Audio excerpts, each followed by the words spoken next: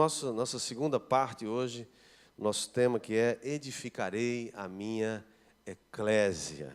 Essa é uma frase que o próprio Senhor Jesus disse, e o texto base está lá em Mateus capítulo 16, versículo 19, quando o Senhor Jesus disse para os seus discípulos, lá no finalzinho, no norte de Israel, numa região chamada Cesareia de Filipe. E ali ele disse para os seus discípulos, eu edificarei a minha eclésia. A palavra traduzida nesse texto é, eu edificarei a minha igreja, e as portas do inferno não prevalecerão contra ela. Vamos orar mais uma vez, abaixe sua cabeça, feche seus olhos. Pai, damos graças, Senhor, pela tua igreja, pela tua eclésia, pelo teu povo que tu comprastes com teu sangue. O Senhor pagou um preço muito alto para que essa igreja fosse o teu povo, o teu corpo, a tua noiva, Senhor. E nessa noite nós pedimos mais uma vez, teu Espírito nos ajude, nos instrua, traga revelação, Pai, na nossa mente, no nosso coração, no nosso espírito, para compreender a tua palavra. Mas não somente, Senhor, entender com o intelecto, com a mente, mas crer com o coração e decidir pôr em prática, andar de acordo com aquilo que a tua palavra nos ensina e aquilo que o Espírito Santo quer nos dizer nessa noite. É assim que nós te pedimos e te agradecemos em nome de Jesus. Todos dizem amém.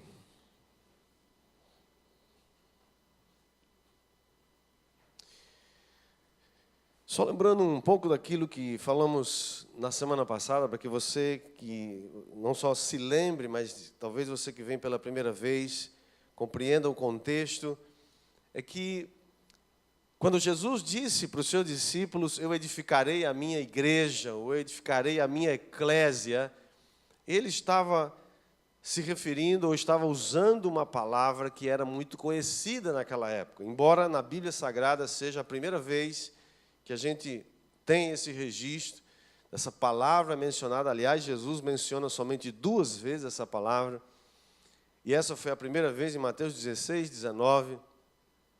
Nós sabemos que essa é uma palavra conhecida porque, primeiro, Jesus não explica essa palavra, simplesmente ele a usa. E, segundo, nós sabemos que os filósofos gregos já usavam essa palavra, as cidades da antiguidade já usava essa palavra 5 séculos antes de Cristo. Portanto, esse conceito de eclésia, esse conceito de uma assembleia ou um ajuntamento de pessoas, eram chamados de, não é a eclésia de Cristo ainda, você pode segurar aí, daqui a pouco eu digo, você soltar essa. Pode segurar isso, daqui a pouco. A eclésia, então, nos tempos da antiguidade, era um grupo de pessoas que eram chamadas do meio do povo, do meio de uma cidade, com o objetivo de formar uma eclésia e para expandir os negócios do rei ou daquela cidade, ou daquele imperador ou daquele lugar. Portanto, quando Jesus disse aos discípulos, edificarei a minha eclésia, edificarei a minha igreja, e as portas do inferno não prevalecerão contra ela, os discípulos imediatamente entenderam que Jesus estava dizendo, olha, os reis têm a sua eclésia, os imperadores têm a sua eclésia, os gregos tiveram a sua eclésia, as cidades-estado gregas tiveram a sua eclésia, o imperador romano tem a sua eclésia. Eu edificarei a minha eclésia, e esta eclésia será a mais poderosa de todas. Ela vai prevalecer, nenhum reino desse mundo, nenhum impedimento será capaz de obstacular o avanço dessa eclésia, porque a minha eclésia vai avançar sobre os portões do inferno e eles não prevalecerão contra essa minha igreja. Portanto, a minha eclésia, disse Jesus em outras palavras, será muito poderosa, mais do que todas as outras que vocês já conheceram até agora. Quem vai dar glória a Deus por isso? Por isso que Jesus, então, usando esse argumento, usando essa palavra, esse conceito de eclésia, ele disse, então, eu vou edificar a minha eclésia. O que seria, então, a eclésia de Cristo? Agora pode soltar essa parte. A eclésia de Cristo é um ajuntamento, vamos dizer juntos? Vamos todos juntos? É um ajuntamento de pessoas chamadas do reino das trevas para se tornarem a família do Pai, o corpo de Cristo, o templo do Espírito Santo, com o propósito de expandir o reino de Deus sobre a terra. Quem vai dar um aplauso a Jesus por isso?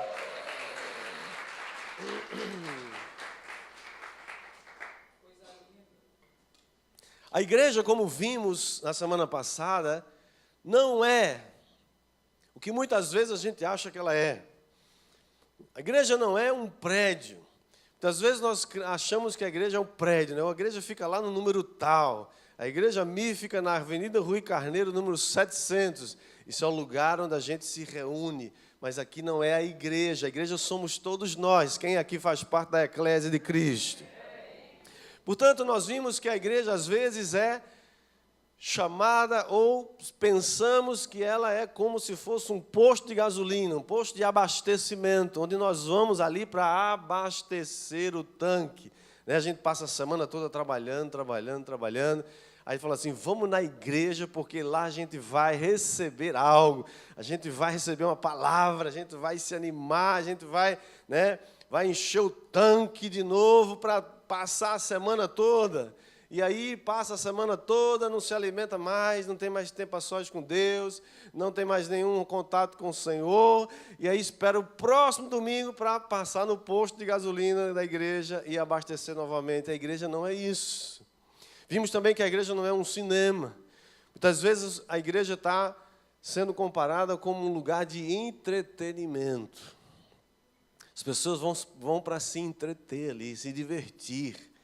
As pessoas vão porque gostam do louvor, vão porque gostam da palavra, vão porque gostam do prédio, vão porque gostam das pessoas, têm amigos, e tudo isso é bom.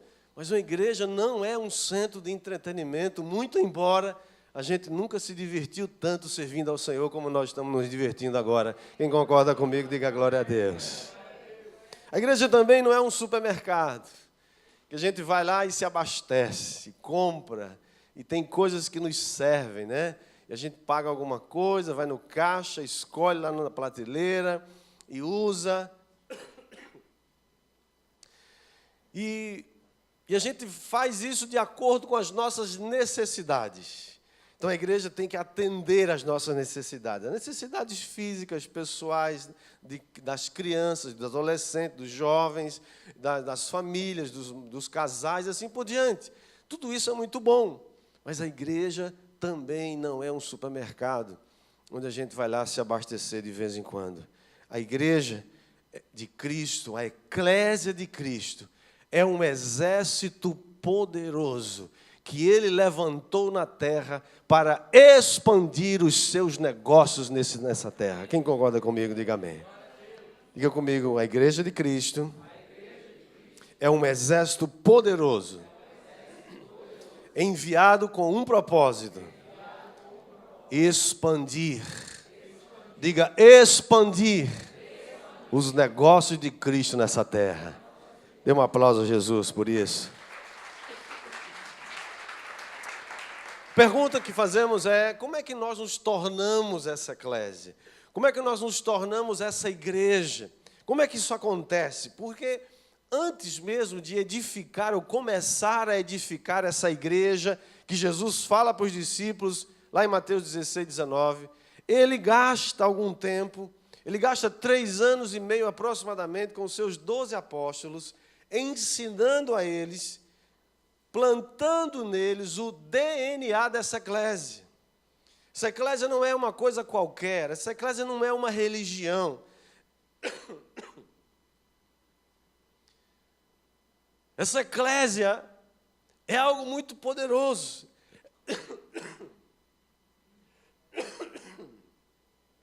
Eu vou conseguir, em nome de Jesus.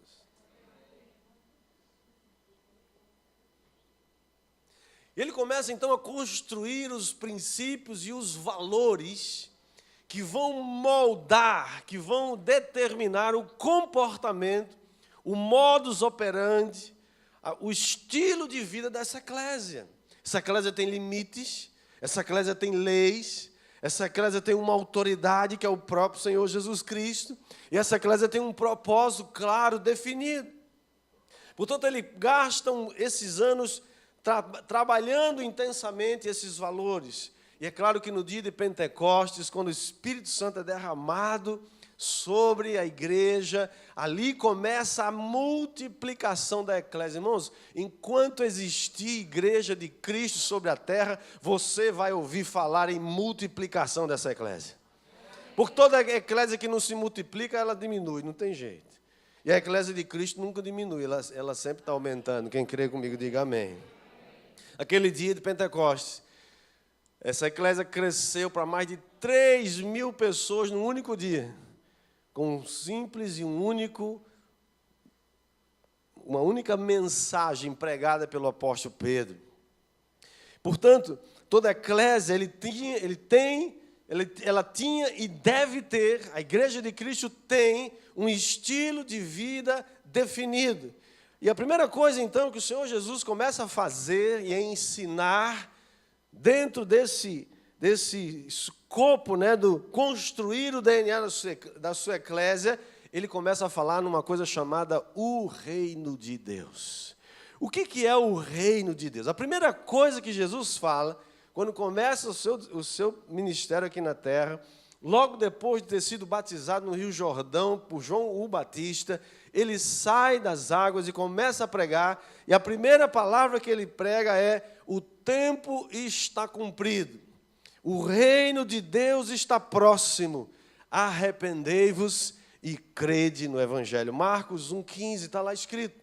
Primeira coisa que Jesus fala é do reino de Deus, e nós precisamos compreender o que é o reino de Deus, porque se nós não compreendermos ou não entendermos o que é o reino de Deus, nós podemos virar uma simples religião como outra qualquer.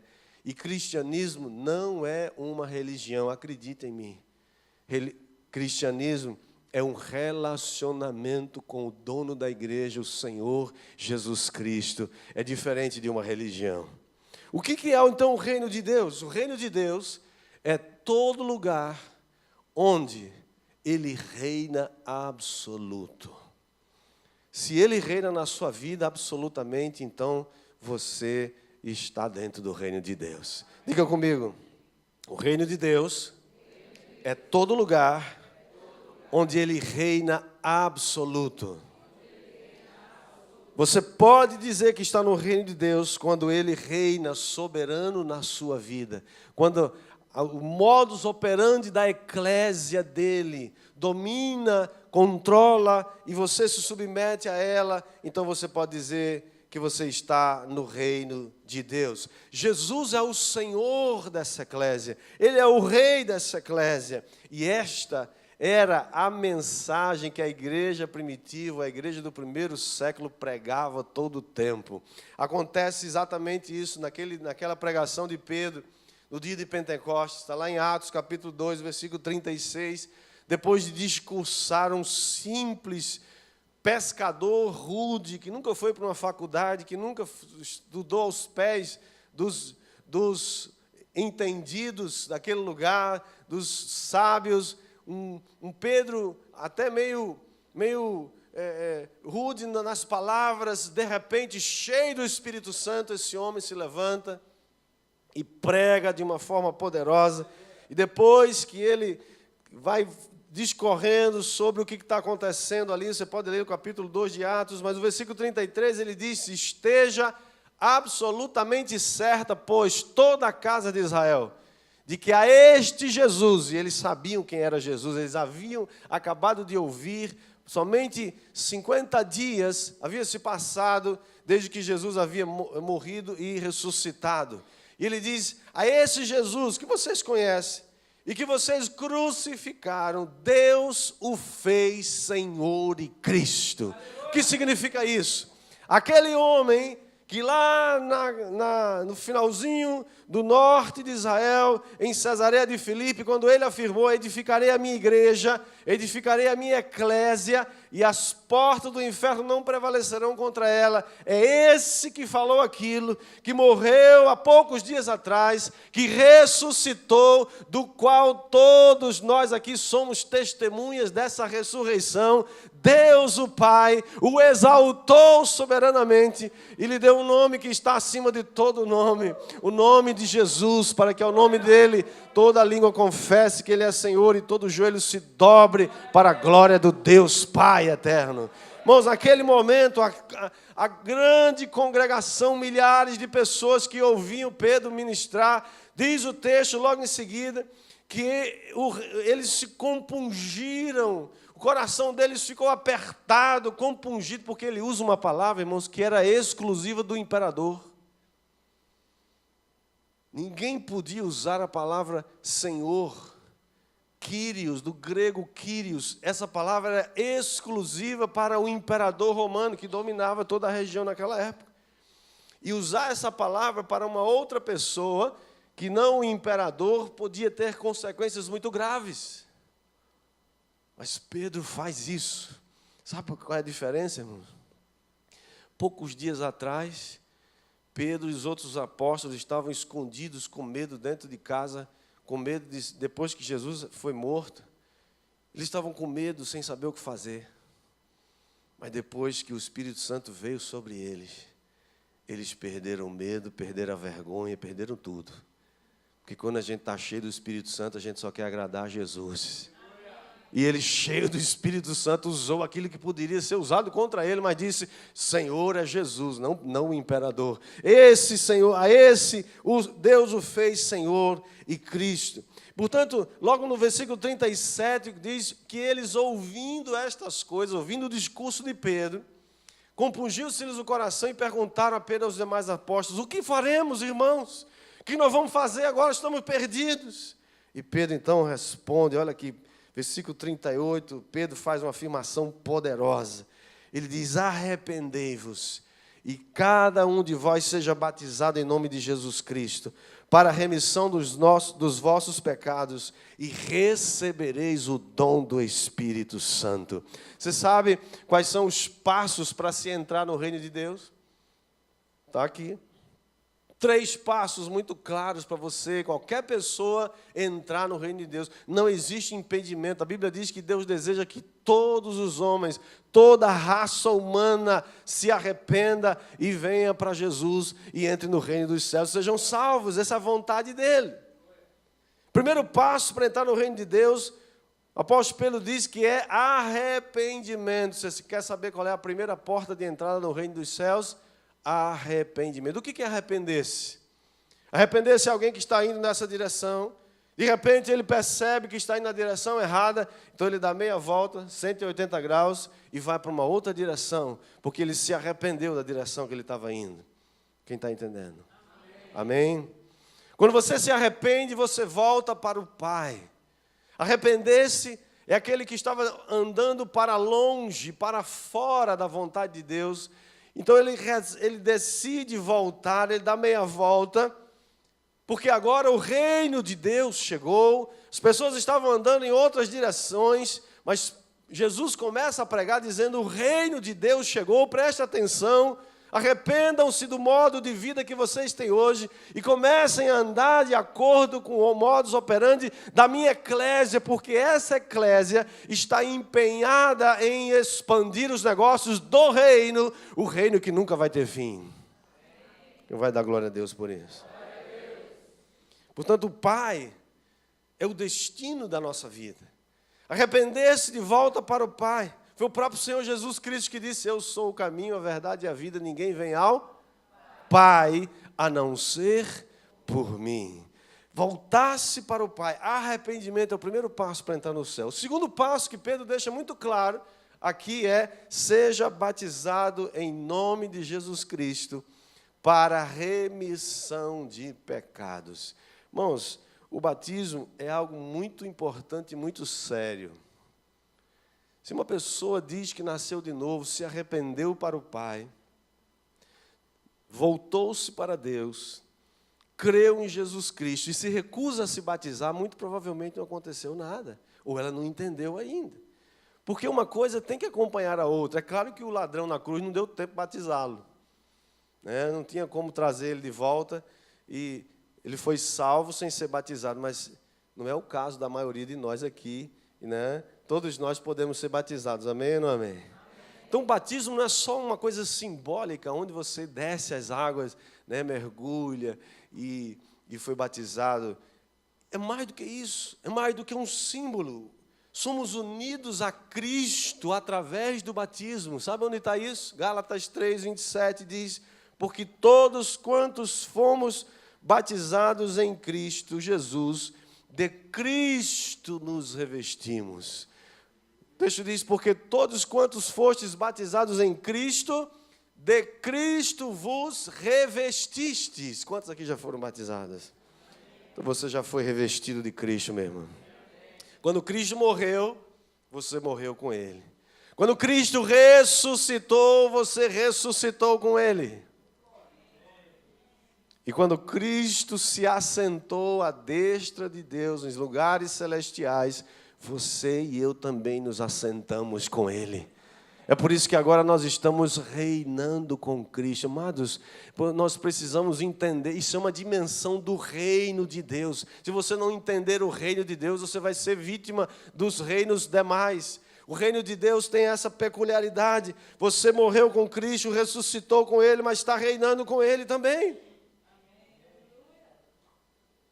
Se você reina com Ele, então você não vai mais ser dominado ou governado pelos problemas desta vida.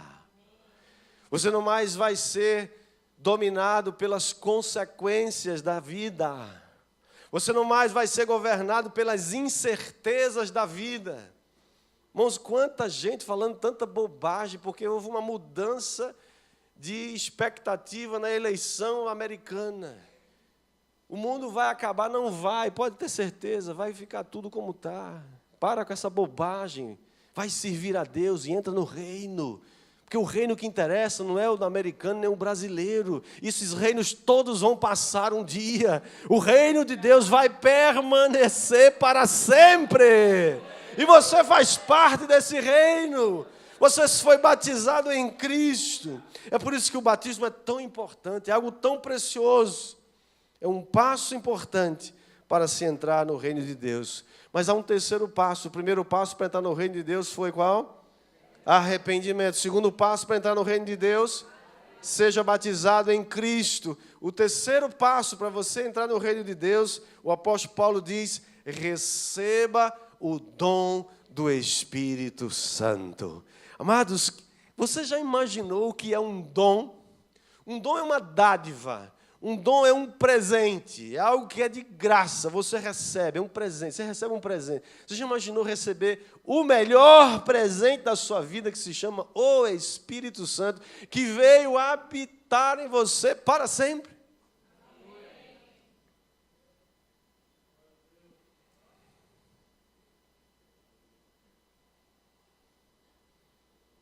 Se fosse você, não estava dormindo numa hora dessa.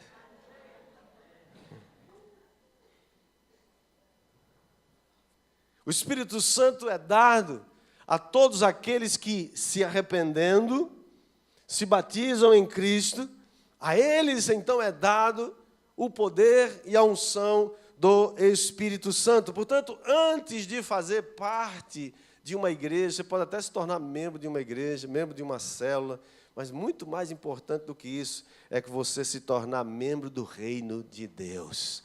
Porque esse reino vai durar para todos sempre. Quem entendeu isso, diga amém. Portanto, a primeira coisa que Jesus ensina a seus discípulos, construindo neles o DNA da sua eclésia, é o reino de Deus. A segunda coisa, então, que Jesus passa a ensinar a seus discípulos é o discipulado. Jesus começa agora a conduzir os seus discípulos a um discipulado. Eu creio, irmãos, que para alguns de nós ainda é preciso definir o que é discipulado. Para muitos, talvez, discipulado ainda seja uma classe, uma sala de aulas, né? Onde a gente tem um professor que ministra alguma matéria. Isso é importante, mas isso não é discipulado ainda. Será que discipulado é um encontro pessoal com alguém, periodicamente, para se conversar, para ter comunhão, para ensinar uma coisa um ao outro? Isso é muito bom, mas isso ainda não é discipulado. Será que discipulado é frequentar um seminário e ser exposto às matérias, às teologias? Essas coisas são boas e são importantes, mas isso também ainda não é discipulado. O que é então discipulado? Quando Jesus olha para dois irmãos pescadores, chamados Pedro e André, eles estavam pescando, e lá em Mateus capítulo 4, versículo 19, diz que Jesus vê os dois e os chama, chega para eles e diz assim: sigam-me, e eu farei de vocês pescadores de homens. Jesus não chega do tipo assim: olha, quem sabe, será que você poderia pensar no caso? Será que você gostaria de tomar um café comigo mais tarde, comer uma pizza, ir lá no Habib's do Mar da Galileia, e a gente bater um papo? Eu gostaria de expor uma novidade, eu estou aqui com um projeto novo, eu gostaria de saber o que vocês acham disso. Será que vocês poderiam, por favor, diz que pode, pode ser à noite, uma hora que vocês não estão pescando. Jesus não faz essas coisas, irmãos. Jesus simplesmente diz assim: siga-me, ei, vamos lá.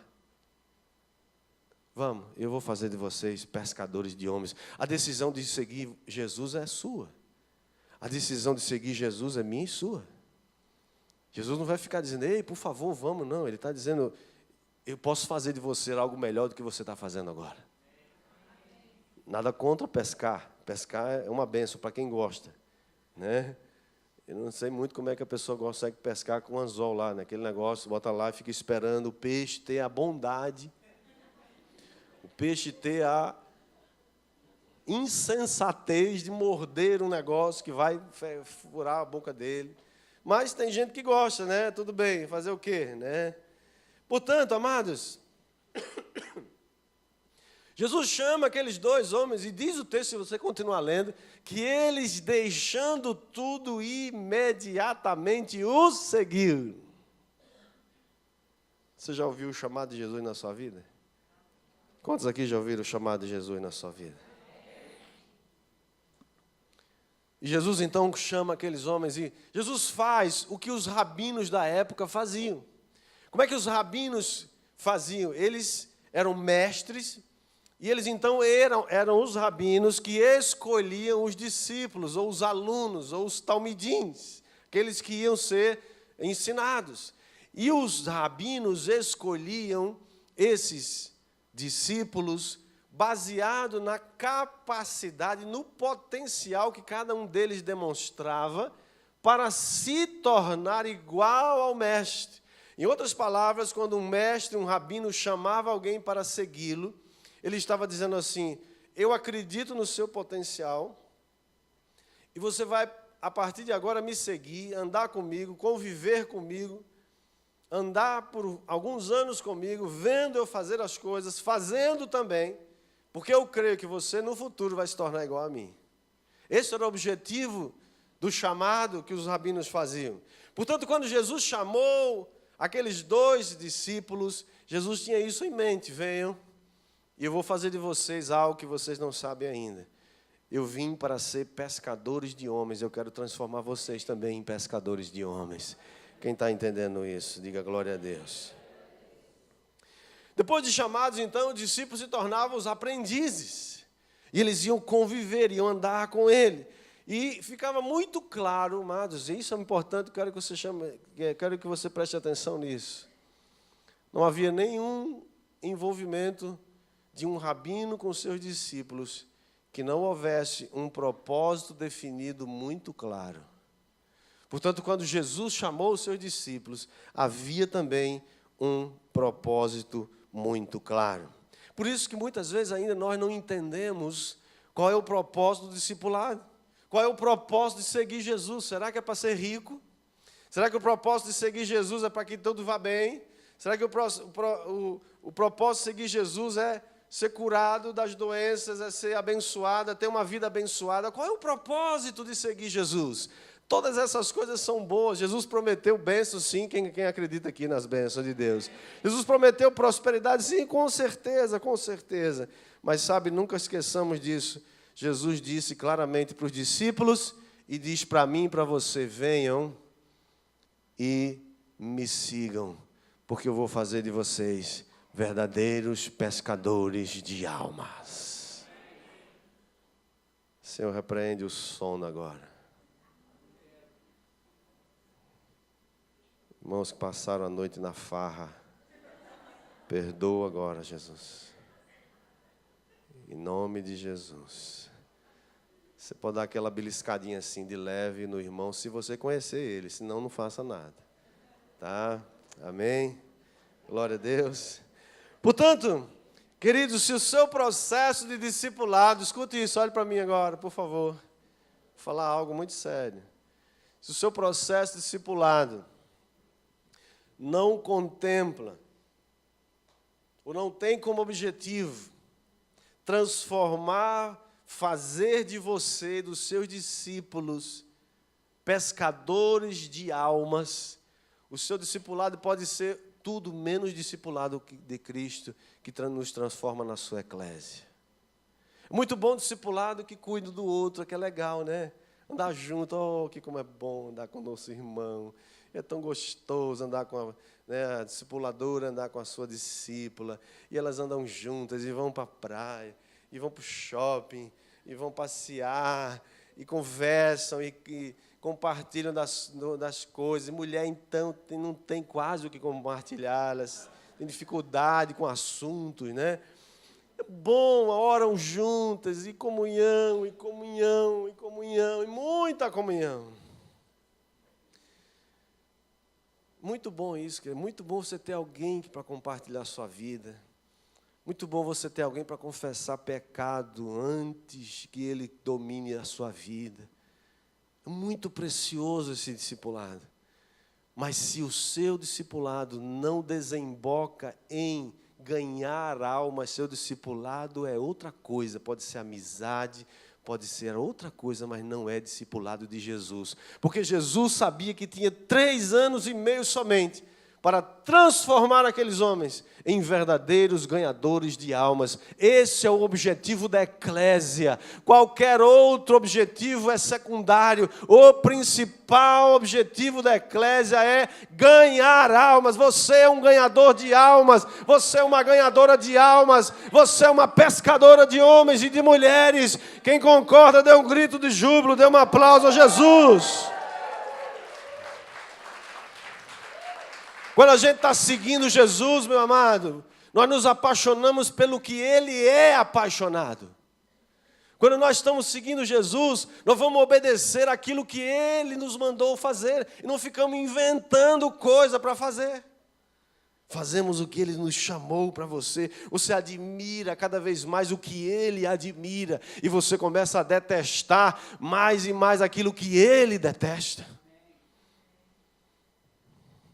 Portanto, o alvo do nosso discipulado precisa ser levar cada discípulo a ser um verdadeiro, eficaz ganhador de pessoas, ganhador de almas. A pergunta é: como é que você se torna um ganhador de almas? Como é que você se torna um ganhador de almas? Você sabe como é que pesca, né? Quem aqui já pescou? Quem gosta de pescar aqui? Não me chame para pescarias, que eu não sou muito... Eu gosto de me chama para comer o peixe que você pegou. Mas é interessante porque há 2 maneiras de pescar. Uma é com anzol. Mas tem uma outra maneira de pescar que é com as redes. Qual é a forma mais rápida de você pescar? É com anzol ou com redes? Você fica lá com o anzol, né? Se a água pelo menos fosse transparente para você ficar vendo na hora que ele se aproxima, você nem sabe o que tem lá dentro. Um dia eu estava lá nos Estados Unidos com o pastor Keith, e ele me pregou eu já tinha aprontado com ele, aí ele aprontou comigo. Me levou para pescar de 1h da manhã. Não, o pior não foi isso. Aqui estava 0 grau. Dia 30 de dezembro. Imagina. E ele me levou com mais alguns amigos. Acho que o meu filho, Ricardinho, estava comigo, eu acho, né? E ele comprou as iscas, comprou os negócios todos. Eu estava com umas 55 camisas e blusas e casaco. Eu não podia nem me mexer, parecia um astronauta. Aquela coisa gelada. Eu falei, cara, o que você vai fazer? Isso é penitência, o que é isso? Isso é o que? É crueldade, isso é... A masmorra de vocês é essa aqui, como é que é isso? E nós fomos lá, né? E pior que chegamos lá, estava assim de gente pescando. De anzol. Eu falei, não precisa me dar um anzol desse, não. Eu fico olhando vocês aí, tudo bem. Desde que tem um cafezinho aqui para esquentar, né? E ficamos lá até 3 horas da manhã. Não pegamos um peixe. Eu desconfio que ele não avisou os peixes que a gente ia. Chegamos lá, estava tudo dormindo, e também num frio daquele. Mas aquele negócio fica lá. E tem uma boia, às vezes eles botam a boia, né, para ver se o bicho faz assim, mas nada, não tinha jeito. Comeram todas as iscas. Sumia, não sei como. Mas existe uma outra maneira de pescar, que é com as redes. As redes você pega a rede e começa a espalhar por uma região muito grande. E depois começa a arrastar a rede, né? Os peixes que tiver ali vai aparecer ali dentro daquela rede. Ou seja, pescar com um anzol é um tipo de pescaria, mas é uma pessoa só que está pescando. Quando você pesca com rede, é uma atividade não mais individual, agora é uma atividade coletiva.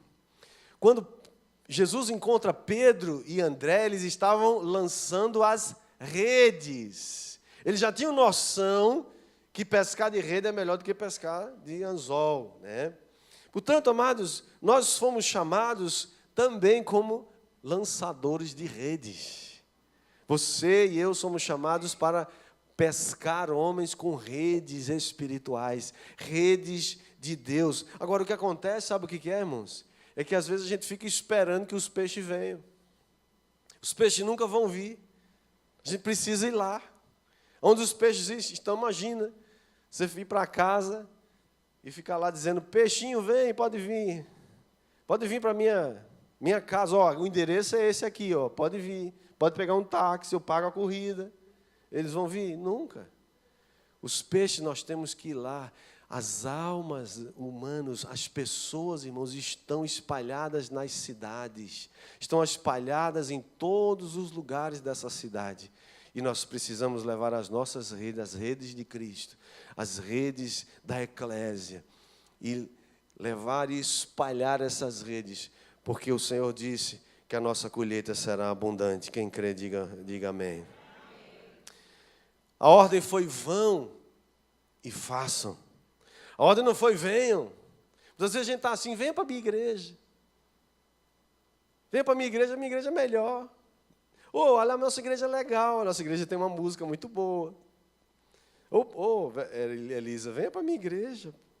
A Elisa já tem igreja, deixa ela lá, cara. Talvez alguns de outras igrejas possam querer vir, mas não é esse o nosso alvo. Nós não fomos chamados para tirar gente de outra igreja, nós somos chamados para ganhar almas. Nós fomos chamados para trazer os não crentes a crerem em Jesus Cristo, serem salvos e terem vida eterna. É isso que nós somos chamados. Essa igreja existe para isso. Nós somos chamados com esse propósito. Portanto, somos uma igreja apostólica. E uma igreja apostólica vai. Uma igreja apostólica anda. Uma igreja apostólica se move na direção de. Nós vamos marchar. Quem está comigo aqui, diga em nome de Jesus. Diga, eu estou pronto. Eu estou pronto. Jesus não disse venham. Jesus disse vão e pesquem. E tragam a colheita, porque a colheita será abundante. Isso é o verdadeiro discipulado. É quando nós vamos, obedecemos a ordem maior. Lembra que a eclésia tem uma autoridade sobre ela? Nós já temos a autoridade maior, nós já temos o poder que nos foi dado pelo próprio Senhor Jesus Cristo. Mas agora tem gente que fica perdendo tempo com tanta coisa. Pessoas que querem ser muito... eu quero estudar, pastor, quero estudo bíblico. Irmãos, coisa mais linda do mundo é estudar a Bíblia. Você deve estudar muito. Outros falam assim, não, eu quero ser mais profundo. Antes dessas coisas, de pescar, essas coisas, a gente tem que ser profundo, muito profundo, mais profundo. E eles se aprofundam tanto que somem no buraco negro lá para baixo e ninguém tem mais notícia deles. Não acontece nada. É só uma desculpa esfarrapada para não obedecer a Jesus. Não, mas o negócio é fazer ação social. A igreja tem que fazer ação social. Sem fazer ação social, né, tem a missão integral e tem a missão do carnaval. Não, carnaval é outra coisa. Irmãos, tudo isso é bom, fazer essa ação social. Jesus fez muita coisa. E ele disse, vão e não se esqueçam dos pobres. Mas não foi para isso que Jesus nos chamou. A ordem foi vão, enquanto vocês estão indo, estudem a palavra, sejam profundos, cuidem dos necessitados e dos mais pobres, prestem atenção no seu próximo, mas o alvo da sua vida, o propósito dessa eclésia não é esse. O propósito da minha eclésia, disse Jesus, é que todos nós nos transformemos em pescadores de almas. E se você ainda não é um pescador de almas, é porque você está ainda pensando que você está num outro tempo, que Jesus não falou isso ainda, mas Ele já falou. Está escrito na sua palavra. A eclésia de Cristo recebeu a autoridade, e Ele disse mais ainda, vocês não somente vão fazer o que eu estou fazendo. Os discípulos passaram 3 anos observando Jesus. Jesus caminhou com eles, andou pelas cidades, por vilas, povoados, todos os lugares da região de Israel e até das circunvizinhanças, pregando o evangelho do reino, curando todas as enfermidades, expulsando demônios, dizendo o reino de Deus chegou, os discípulos estão lá olhando. E Jesus, em um determinado momento, mandou eles de 2 em 2 e disse, vão e façam o que vocês acabaram de me ver fazer. E sabe qual é a promessa para mim e para você? Não só para aqueles discípulos, mas para mim e para você hoje. João capítulo 14, versículo 12, ele diz, em verdade vos digo, que aquele que crê em mim, fará também, diga comigo, fará também as obras que eu faço, e outras maiores fará, porque eu vou para junto do Pai. Você quer promessa maior do que essa? Você tem a promessa de que vai fazer as coisas não só que você viu e que você sabe que Jesus fez, mas a promessa é, você vai fazer coisas maiores do que Ele. Quem crê nisso, diga amém. Se você crê mesmo, fica de pé onde você está. Vamos orar e pedir ao Senhor que manifeste esse DNA do reino de Deus na nossa vida.